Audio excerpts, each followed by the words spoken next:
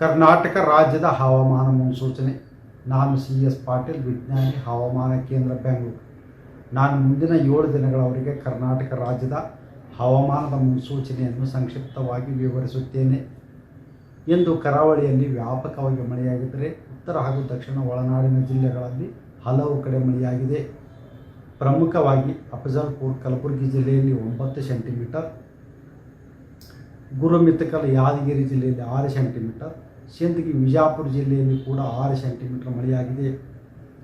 ಈಗಿರುವ ಹವಾಮಾನದ ಸಿನಾಪ್ಟಿಕ್ ಸ್ಥಿತಿ ಏನೆಂದರೆ, ಬಂಗಾಳ ಉಪಸಾಗರದ ವಾಯುವ್ಯ ಭಾಗದಲ್ಲಿ ಆಗಸ್ಟ್ 13ರಂದು ವಾಯುಭಾರ ಕುಸಿತವಾಗುವ ಹೆಚ್ಚಿನ ಸಾಧ್ಯತೆ ಇದೆ.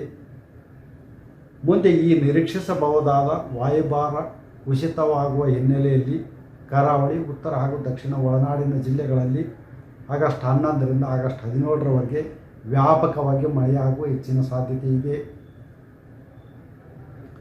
ಉತ್ತರ ಕನ್ನಡ, ಉಡುಪಿ, ದಕ್ಷಿಣ ಕನ್ನಡ, ಶಿವಮೊಗ್ಗ, ಚಿಕ್ಕಮಗಳೂರು, ಹಾಸನ, ಕೊಡಗು, ಬೀದರು, ಕಲಬುರಗಿ, ಯಾದಗಿರಿ, ರಾಯಚೂರು, ವಿಜಾಪುರ ಹಾಗೂ ಕೊಪ್ಪಳ ಜಿಲ್ಲೆಗಳ ಕೆಲವು ಕಡೆ ಭಾರೀ ಮಳೆಯಾಗುವ ಸಾಧ್ಯತೆ ಇದ್ದು, ಆಗಸ್ಟ್ 13ರಿಂದ ಆಗಸ್ಟ್ 17ರವರೆಗೆ ಈ ಜಿಲ್ಲೆಗಳಿಗೆ ಯೆಲ್ಲೋ ಅಲರ್ಟನ್ನು ಘೋಷಿಸಲಾಗಿದೆ. ಬೆಂಗಳೂರಿನಲ್ಲಿ ಆಗಸ್ಟ್ 11ರಿಂದ ಆಗಸ್ಟ್ 17ರವರೆಗೆ ಕೆಲವು ಕಡೆ ಹಗುರದಿಂದ ಸಾಧಾರಣವಾಗಿ ಮಳೆಯಾಗುವ ಹೆಚ್ಚಿನ ಸಾಧ್ಯತೆ ಇದೆ. ಕರ್ನಾಟಕ ರಾಜ್ಯದ ಹವಾಮಾನ ಮುನ್ಸೂಚನೆ. ನಾನು CS ಪಾಟೀಲ್, ವಿಜ್ಞಾನಿ, ಹವಾಮಾನ ಕೇಂದ್ರ, ಬೆಂಗಳೂರು. ನಾನು ಮುಂದಿನ 7 ದಿನಗಳವರೆಗೆ ಕರ್ನಾಟಕ ರಾಜ್ಯದ ಹವಾಮಾನದ ಮುನ್ಸೂಚನೆಯನ್ನು ಸಂಕ್ಷಿಪ್ತವಾಗಿ ವಿವರಿಸುತ್ತೇನೆ. ಇಂದು ಕರಾವಳಿಯಲ್ಲಿ ವ್ಯಾಪಕವಾಗಿ ಮಳೆಯಾಗಿದ್ದರೆ ಉತ್ತರ ಹಾಗೂ ದಕ್ಷಿಣ ಒಳನಾಡಿನ ಜಿಲ್ಲೆಗಳಲ್ಲಿ ಹಲವು ಕಡೆ ಮಳೆಯಾಗಿದೆ.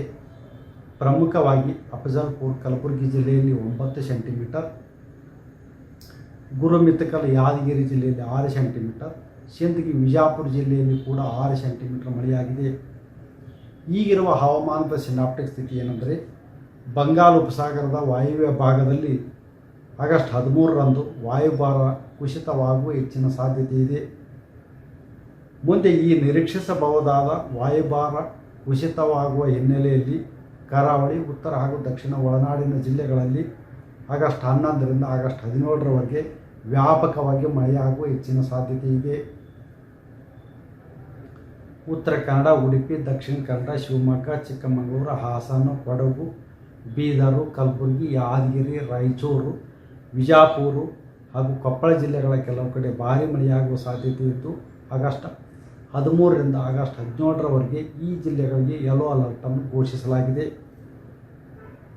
ಬೆಂಗಳೂರಿನಲ್ಲಿ ಆಗಸ್ಟ್ 11ರಿಂದ ಆಗಸ್ಟ್ 17ರವರೆಗೆ ಕೆಲವು ಕಡೆ ಹಗುರದಿಂದ ಸಾಧಾರಣವಾಗಿ ಮಳೆಯಾಗುವ ಹೆಚ್ಚಿನ ಸಾಧ್ಯತೆ ಇದೆ.